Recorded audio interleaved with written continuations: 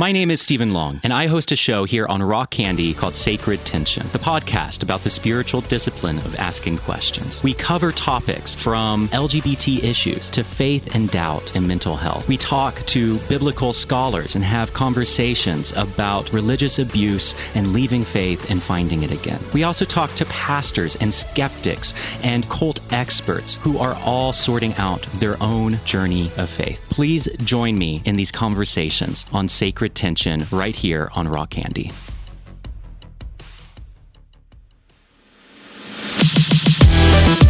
Welcome to the Eleventylife podcast. It is a great day to be alive in Eleventyland. Welcome to this week's episode of Eleventylife. I'm so happy that you are here, that you found your way out of the incredibly long line at your local Starbucks. It is a caffeinated jungle out there. Thank you for spending this time with us on this week's episode. I am finishing up my conversation with the lovely and talented Julia Steiner of the band Ratboys. If you don't know about this band or you have not heard the first half of this conversation, you are missing out, my friend. But no worries, because we have links in the show notes to their brand new album and to their website where you can get all of the information that you want about them. Big news in the Rock Candy universe. Eleventyseven is headed back to Japan this spring. That's right. This is like the first official tour that we've been on since our comeback a couple years ago, and we are beyond excited to get back on the other side of the planet and visiting with all of you lovely people. We cannot wait to see you. If you're interested in buying tickets to any of these shows or just finding out where in Japan these shows are going to be, head on over to moreworks.com/tour. You can get to that also via a link in the show notes for this show. This tour is going to be amazing. We are going to have the best time, and we cannot wait to hang out with all of you who are going to be there. Big old unicorn hugs to everybody who is listening to our new record, Basic Glitches, on Spotify and saving those songs to your playlists and hitting that follow button.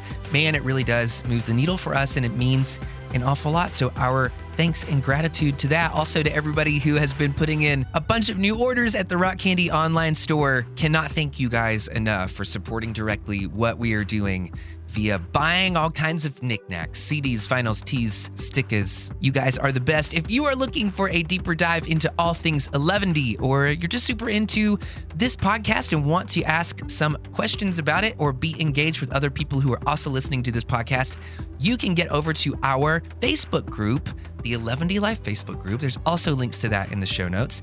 And recently, we just opened a Discord channel. If you're not familiar with the Discord app, it's a really cool place to just hang out and voice chat or text chat with a bunch of other people who are also listening to the same Eleventylife episode that you're listening to right now. It's a really fun community, and it is chock full of unicorn memes and Dungeons and Dragons and people playing video games. You know, just regular people shit. I can't say enough good things about the wonderful and beautiful people who are engaged in this little subculture of Eleventyland. I promised that I would keep this intro short, so thank you all so much for being here. Just the fact that we have your ears makes us grateful, and I hope that you enjoy the second half of my conversation with Julia Steiner of Ratboys.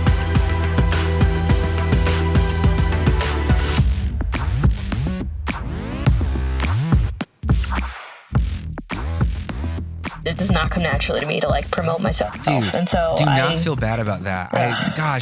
Of everything we've talked about in this conversation, and I'm having a great time, by the way. Yeah, me too. I relate to that. I'm have always been an awful self-promoter about anything that I do. And I think it might be because I struggle with those same things where I'm like, I get in my head about how people are going to perceive how I perceive what I'm doing. Like it's exactly what you're saying. I don't want to like do it. I don't want to project myself as being like this arrogant, shitty guy who just thinks everything I do is awesome or that everybody should like it, or, you know, to be the withholding person. Like, you guys are not going to believe what happens when this song comes out. I've never felt like that a day in my life. Why can't I trust myself to just like be proud of a thing that I've done and be happy about it? Because it brings me joy to create this thing and like put it out into the world and not worry about like what everybody else is going to think about it. It just doesn't come naturally And to me like- to speak or to think highly of myself, I guess. Right. Yeah, totally. And like for me, my first reaction when I see a band posting about what they got going on is never like, oh, screw this band, they're posting about their stuff again. And it's always like, damn, good for you. Like, you are doing it. You are doing good work here. You know what I mean? Like, Yeah. I'm always psyched to see like what my peers are up to. And it's part of the job. And so like, it's ridiculous for me to have any sort of like trepidation about that, because it's just part of it. And it's mostly just for me. It's not even about like worrying about posting. I just want to find creative ways to post. And I like, I'm still getting used to it. It's weird. I feel like I'm right on, and this is not a good excuse, because there are plenty of my peers who are my age. I'm 27, almost 28. And plenty of people my age who are like really, really good at social media and stuff. But like, I'm working on it. It's like not something that I am naturally like, I don't know. I don't know what to think. No, what to I say. get And it. so like, Yeah. it's something that I definitely like put effort into. And even just, like how to say what you want to say in different places. It's so like distinct, the vibe that's on like different, like Twitter versus Instagram, stuff like that. You want to like cultivate, the right image for yourself. And so, but at the end of the day, I just want to be myself and make music, and all this stuff kind of feels so like weird and counterproductive sometimes. But the goal is to just be creative and authentic, and hopefully people vibe with that. That's all you can really do, I guess. I think that the more topical everything kind of becomes, the more people seek out sincerity and honesty. Yeah. And that kind of stuff. At least, I mean, I hope that, as somebody who also is like, can't get myself to where all of my peers are social media wise, because I feel like it just requires this completely different way of thinking about yourself and about people. And I always like, I'll sit there and we obviously create content and we stay active on social media, but I'm not the person that's going to have the thought of like, oh man, somebody would really love to see like what I'm eating right now. Or I'm going to like flick somebody on the back of the head and see what happens. And I'm going to post that on social media. It's just like, and I don't think necessarily it always for everybody comes from a place of self-importance. But for me, where I am right now in life, it would make me feel, it would resonate with me as self-importance if I were constantly trying to stay in front of people on social media to the detriment of my own internal personal life. I think I just might be more of a private individual. Is that okay? Yeah. Or is that a weakness? I think it's fine. No, I think it's totally fine. And I mean, I think the one good thing about social media is, for me, like, there is that ability to, when you see something cool or when there's something that you really are passionate about and that you love and you want to share it, like, you can. And I feel like the like foundation or like the impetus for 99% of what we post is that. And so when I remind myself of that, I feel better about myself. I don't know. Like, it's just, when you use it as a tool to like share what you love, I feel like that's great. As long as you're not doing it to promote any sort of like vapid self-interest, then I don't know. For me, and I'm not judging other people, just for me, that's like the standard I set for myself. Right. That feels pretty healthy. Yeah, I hope so. Yeah, I love that. I think that I read that you had some pretty interesting experiences when you were writing some of these songs. Like, did I read that you ended up going back to your childhood home? Yeah, we did that for a couple weeks. I want to know about that. Yeah, no, it was really cool. We had demoed out a few songs, but only like half of an album. And so we were like, okay, we need to, and we had gone like to Michigan, and to us, we found that it was really helpful to kind of remove ourselves from our home. So this is me and Dave, and we live together now, and we're a couple. And so before then we didn't live together, and we, this was also just a nice way for us to like be able to spend, nonstop, uninterrupted time together to work on this stuff. Yeah. And so we had demoed like half the record out in Michigan, but we weren't finished, and we knew we wanted to do it again. But this time it was the summer of 2018. And we realized that, so my parents had already sold the home that I grew up in.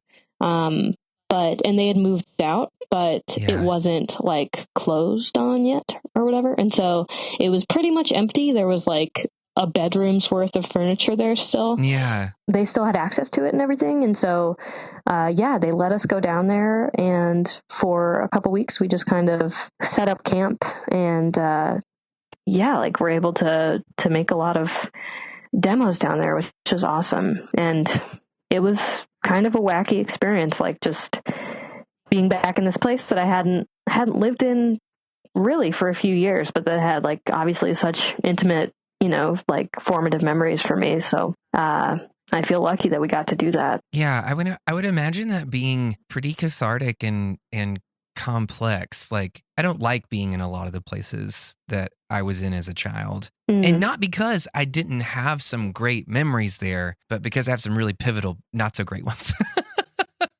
Sure. Yeah, I guess. Or a lot of my childhood feels like kind of gray. Yeah. Or like I just didn't quite It's have like muted. Yeah, very muted, not really sure like what. I think it takes a certain type of emotional intelligence that you develop over time by doing natural things like growing up or leaving your hometown, or to be able to look back and like see how it formed you in your time that you spent here in your childhood home. Were there any of these kind of like light bulb moments where things kind of came into view for you about the time that you spent there? A little bit. I just kind of found myself like reminiscing out loud a little bit sometimes about mostly like the most vivid memories I have of living there. Not surprisingly, probably is like my adolescence and my teenage years. It was the kind of place, the kind of house where like my friends would always come and gather, and we like spent a lot of time there.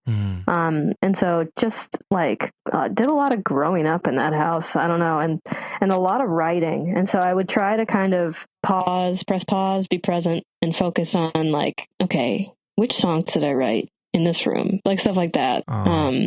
That was cool. But to be honest, like I tried doing stuff like that, but then I would just find myself like kind of wigging out a little bit. I'm not a very big fan of like when things are changing, like forcing myself to fully acknowledge and like experience the moment. That just kind of freaks me out. Right. And so I was more so just enjoying the time we had there. And to be completely honest, like, we had a dog from the time that I was, I think 10, maybe even, 10 to like 23. Yeah.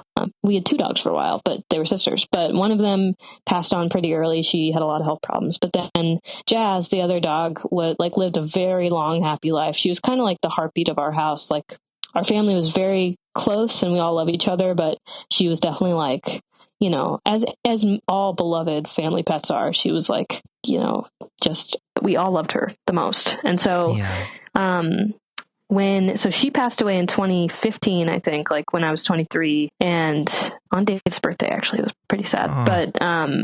But being back in the house, it kind of made me realize, because, I came home for holidays and stuff, and from time to time, even after she died, it kind of made me realize, like, the house, there was just so much, it being empty and us being there, it almost didn't feel like a place I had any right to inhabit anymore. It was like, she's gone. It's time to move on. Like the emotion from in this place is kind of gone for me. It like evaporated almost. And so as far as memorializing the space and the songs, I really liked that. But it was also just some nice closure to be able to say, you know what, I can like fully leave this place and not feel like a desire to come back. Which is why, like, not to go on, but like in that song, I Go Out at Night, where we had already demoed that song up in Michigan, but we left the middle part blank. I knew I wanted to like write lyrics, but I didn't know what they should be. And so we ended up writing them down in Kentucky. And that line about I'm sleeping here for the last time, for me, it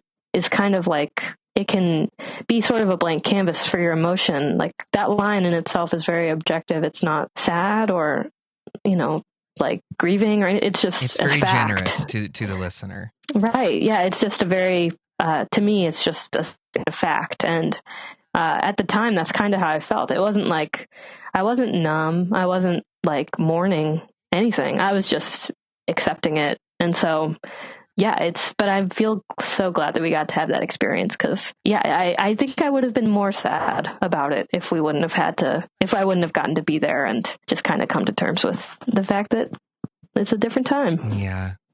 Wow. It's a good thing. You're growing up right in front of us. Growing up, baby. Life goes on. Oh, man. One of the things that we talk about on the podcast a lot are kind of like gauging where people are on the, like, spiritually. Okay. Yeah. So like a lot of people like grew up in Protestant homes, some of them in Catholic, some of them atheist. Like it runs the entire spectrum of people. But I'm always interested to see what people's thoughts are on that and how their thoughts and views maybe about the world or spirituality or purpose or meaning have changed over time or become more of a crisis over time or less of a crisis over time. Yeah, I'm one of those people who grew up in a Catholic household. It was never like super strict or overbearing or anything. My parents are both pretty open-minded about all that. Yeah. But like I did go to Catholic school my whole life, like elementary, grade school, middle school, high school and college. And so it's definitely just more like of a tradition that I felt like I was a part of. Yeah.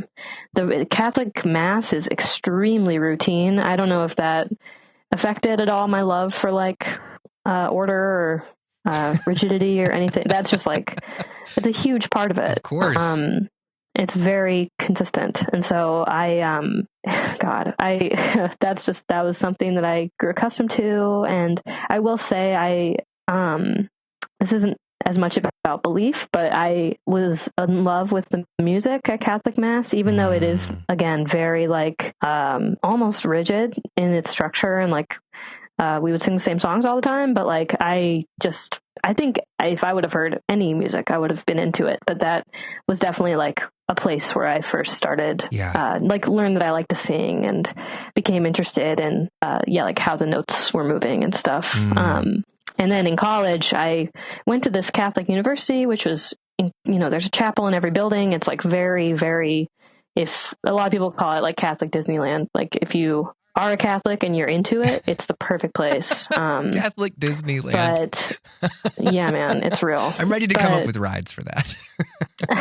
Yeah, it's insane. Like I love Notre Dame.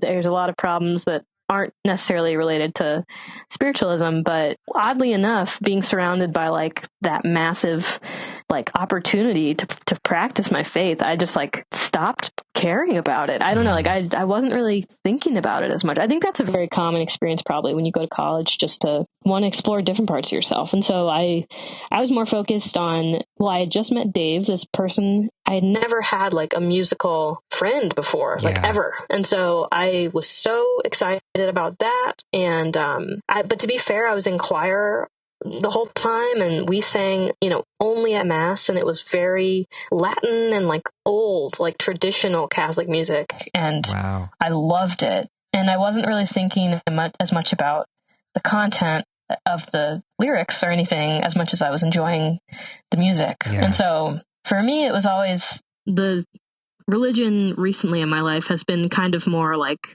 a sub context to everything that's going on. But like nowadays I'm more thinking about like morality rather than like a strict, I don't really think too much these days about like philosophy of like heaven or hell, or I respect the teachings of Jesus as they're written down, but I'm more so focused, on trying to be a good person and put good things out into the world. And I really do believe that when you put good out into the world, even maybe in ways you don't recognize, that comes back to you. And that's not why you should do it, but it's just a reality in my opinion. And so, or maybe it doesn't even come back to you. It stays there, and it's there for you and for everybody. And so I don't know. I like don't really identify as a Catholic anymore, but I'm saying I'll go to Mass if my parents tell me to or like want me to, but I don't really seek it out that much. I'm just kind of just trying to learn, trying to stay open-minded. Yeah. So it's so funny that you kind of hit all these touchstones, because I had a brief encounter with Catholicism where I had grown up like Protestant. I had grown up in like very, very strict Southern Baptist churches and denominations. And then when I got, or when I first started college, I ended up kind of like not really digging any of that. And the more like, everybody kind of goes through that phase where it's like, everything's hypocritical and it's all bullshit, man. And what does it all mean anyway? So I'm definitely going through that. But I just on a whim, I decided to like have this meeting with a Catholic priest. I was like, just out of curiosity, like I emailed the guy, found, what was the largest Catholic church in the area. And I emailed him. I went and had this meeting with him, and he explained Christianity to me in a way that I had never heard it explained before. Like he took all of these different stories that I had grown up with and sequenced them in an order of events that was so cohesive. And and it was kind of an amazing thing. Like I don't identify as a Christian or a Catholic or any of that sort of thing anymore. I very much relate to the really loving the teachings of Jesus kind of a thing. But it's funny because the thing I took away from my stint in Catholicism wasn't ultimately like that I was hitting upon this universal truth. It was that the music in Mass was so compelling and so moving, and I loved it so much. Like the combination of the choir and the organ and just how everything has room to breathe. And it's just, it really does feel like this wave. And if you can catch it, it will take you somewhere. But yeah, it seems like maybe we have a similar affinity for the musical leanings of the Catholic. Totally. Yeah. I mean, there's sometimes when I would be like, oh, this music's kind of like, this just sounds like it was definitely written by a white person, like it's a little boring, whatever. Because some of the music in like I love gospel music too. And I never really grew up with that. And I always wish that I had more, like exposure to that or whatever. I love it all. I just feel like there's some like aspect of spirituality that like amps up music, no matter what context it's in. Yeah. It's really cool. Well, actually, to be fair, I worked at Subway for a couple summers in college, I guess, and we had to listen to like contemporary Christian radio all the time, and I'm so some sorry. of that stuff, most of it is really, really fucking awful. But so I shouldn't say all religious music is banging, but because it's not. But like in the context of like, I guess I'm just a big fan of gospel music, and then that rigid organ choir, beautiful like Catholic music. I love it too. It's frustrating though, because like there's so many crazy evils that have come out of the Catholic Church. Like their stance on gay people is insane. It makes no sense. And like, because at one point they're like, love your neighbor, and then they're like, but if you're gay, it's over.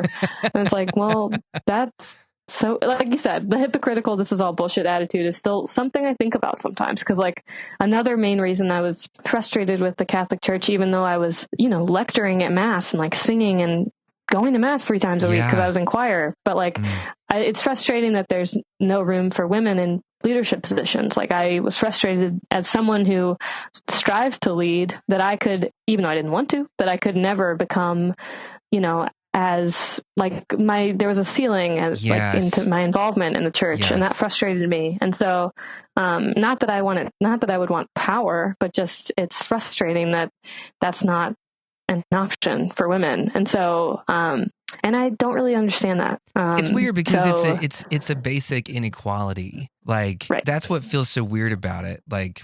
Yeah. And you can explain it to me in theological terms all you want. It doesn't matter to me. Like in 2020, like look around. You're missing out on so many people who could be helping you. Like the Catholic Church is a mess right now, and it's something I keep tabs on just because it was a big part of my life growing up. I'm like actively, I'm like, what's the Pope saying now? But it's they have some work to do to restore their integrity. Yeah, I totally understand that. And I feel like I follow it for very similar reasons, but I'm not like the active guy who's like, guess what the Pope just said? I'm like, well, if there's a meme about the Pope, I'll dig into it. And if there's like a news story, I'm definitely not seeking it out. But if I come across that news, I'll click on it for sure. Cause it's crazy. Just something that I grew up with, I guess. Yeah. No, I thank you so much for sharing that. Yeah, for sure. Okay, so what's next for you guys? The record's going to come out. Yeah, it's coming out on the 28th. We're doing that thing where we play a show the day it comes out and play all the songs and a couple more. Yeah, so that show's at Lincoln Hall here in Chicago on the 28th, which is like a place we've always wanted to play, or at least always wanted to headline. We got to play there once with Foxing, and it was so sick. Very great room. Yeah, but then we'll head on tour in March. That's awesome. We are so ready to be on the road. We've been home since like July of last year. So you're going stir crazy. Seriously, man, we've like found ways to occupy ourselves. We, Dave and I both play, and Marcus sometimes too. We play in our bass player Sean's band, Jupiter Styles. Cool. So we like went on tour in that band, and that was really fun. And that's a great band. And we played a wedding and just stuff. But it'll be awesome to hit the road again. I'm so pumped for you. I hope that it's I hope you have an amazing tour. I hope that the release is great. Are you proud of it? Are you proud of the record? Oh my God. Yeah. This is the best thing we've ever done. I feel like this is the most like fully realized recording that we have. When you say fully realized, do you mean like like what was in your head? You feel like you got it out accurately? Yeah, and just musically we were able to just like inventory a lot of ideas that we had and express them and get them out. It was exciting. I feel like it's funny how much you learn and like pick up touring and just over years of living and like trying to write better and just recording with friends and stuff. Like we're just always trying to like soak up knowledge along the way, and so I feel like we were able to express ourselves like more fully and just more authentically on these songs and in this session. So I'm psyched on it. I hope people like it. It's like each song is kind of different. We like all sorts of different types of music. So we're never going to like just give you like, this is our punk record. This is our chill record. Right. Like, we kind of have it all going on. So I like that. It keeps me entertained, but it'll be interesting to see like which songs people like. Hopefully all of them, but who knows? There's always going to be some cream that floats to the top. Like totally. Yeah. That's awesome. We'll see. So when you are going through the motions of making this record, I know that can be like a pretty emotionally straining or complex thing. I have ultimately like just created an environment for myself where I can create alone and I have everything that I need. And I produce for a lot of other people too. But like for me personally, I need that space to kind of just be by myself, to be able to follow a whole bunch of different rabbit trails, like kind of get lost in the exploration of finding this sound in my head. And I wonder if it has been like that for you guys, or if it's like if you do a bunch of sort of experimentation outside of the studio so that you're not eating up studio costs when you guys go to record, or if you self-record, like what does that look like for you? Yeah, we definitely do a lot of that like in the demo process. It'll be a little different this time around, like with the songs that we're working on now, because we live in a space now where we like have room to demo, which is so sick. We kind of like moved to the suburbs, so it's a little cheaper, get more bang for your buck out here. Yeah. But yeah, thanks. It's like seriously way cheaper to live like on the edge of town. I know that's not like a mind-blowing concept, but it's exciting. Right. So anyways, so we're gonna, for the next record, we'll like demo at home, which is kind of a challenge because you have to like get yourself in this really dedicated, focused mindset in the midst of like, oh, I gotta change the laundry or whatever. And so it'll be interesting. I think, we spend a lot of time, like, luckily we're just kind of able to like write very slowly. Like we'll have an idea, we'll kind of get it down, but then we'll like revisit it in a month or something and like see what it sounds like in the midst of touring or not touring, just not really we've never really like forced an idea very quickly unless it just like happens, which is cool too. But I don't know, we kind of like tease out stuff over the course of a long time to like write and demo it. And then when we get in the studio, we like went to a studio here in Chicago to record this new record, and we'll probably go to I don't know where we'll go for the next one. We've been talking about going like out of town or something, which is a whole nother like experience, I feel like. But right.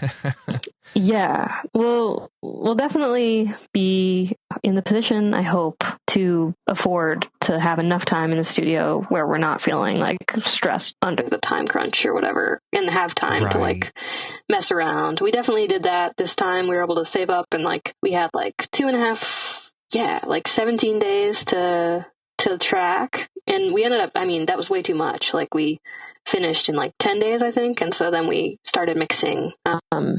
So it's nice though to like have, you know, that time, because even when we were mixing, to like go back and add a couple things or something, just to, I love that. Yeah, have all the time to mess around. So the arrangement that you guys have with your label right now, because I know that they all look wildly different, especially in this day and age with record labels. But is this? But you had mentioned that you guys saved up. So are you guys footing the production and mixing cost for most of the records that you're doing? No, they send us in advance. We kind of just didn't want to rely on that. Like it's not a huge advance. It's like a couple $1,000, which is awesome. But that only like goes so far, as sad as that is. I mean, it makes sense. Like when you record in a nice studio, you have to pay for the space and the time of your engineer. So, but yeah, so we wanted to be able to have some more time and, you know, like extra time. It's just paying for time pretty much. We had gone on a couple tours that went well, like support tours, and then crazily enough, like this is one of the biggest like pinch me moments. We got to go to Japan, which was so insane and awesome, and we actually like did well over there and made a small amount of money that we were able to like put toward recording. And so I love that. It was just very surprisingly not too stressful to get it done. But yeah, no, our label, Top Shelf helps us a lot, and they help us budget for music videos, and, you know, they're not able to cover everything. They're like a small label. They're doing a really good job for a lot of bands. So they don't have a ton of money to throw at every just, you know, whim we have. Of course, they're able to, help us not go broke. No, that sounds awesome. Yeah, we're actually headed to Japan at the end of March. So that's awesome. That's awesome. Maybe we will tread in some of your well-worn footsteps there.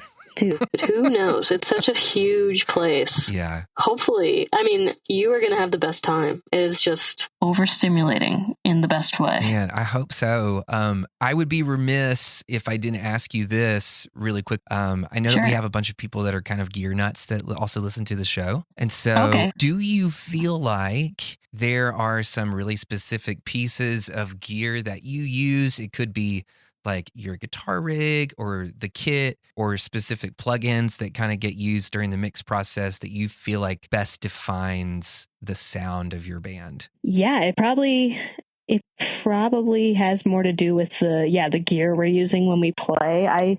As far as plugins, we've recorded with different people over the years. I couldn't even tell you if there's like one consistent like preamp or something that we've used on the records. Like I would have no idea. And that's something I'm trying to learn about, but it's just hard to learn about gear when you like don't own it and have access to it all the time. Absolutely. But and to be honest, I'm not a huge gear nut. I like try, but Dave, who is somewhere in this house, he's like the kind of person who will just take something apart and build it again just to learn how it works and stuff. I love that. He's like he's very hands-on, like into electronics and stuff. And so, he's like very knowledgeable about amps, and not in an annoying way, I will say. Right, he's like in a competent very, way. very chill about it. Right, exactly. And he's like curious, like genuinely inquisitive about stuff. Not in like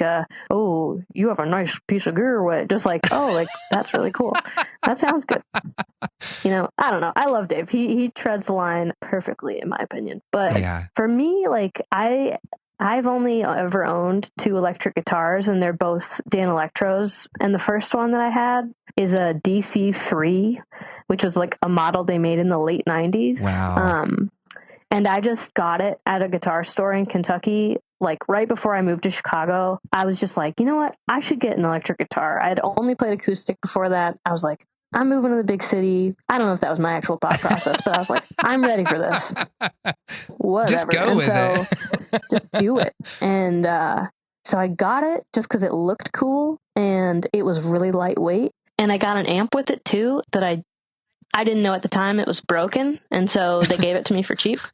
And so all of a sudden I had a guitar and an amp. And that amp is a Fender Blues DeVille, like 410 combo amp. Oh, yeah. It's tweed, it's cool looking, whatever. And so, but it had an issue where if you turned it too loud, it got all scratchy and weird. Yeah. And so my friend Matt fixed it for me. And I think he did it correctly, but for some reason, that amp is just like permanently really like dirty sounding. Yeah. It's got like a bite to it that even I've played other people's Blues DeVille amps and they like don't really sound the same. So I think that's like a really distinctive part of our sound. That's is fun. my like shitty amp and jangly guitar. I don't know. Now that we play with Marcus, he has like really like punchy, round sounding CNC drums, which I mean, I'm like in love with, which is awesome. Of course. I mean, not only do we have like a consistent drummer for the first time ever, but he has a like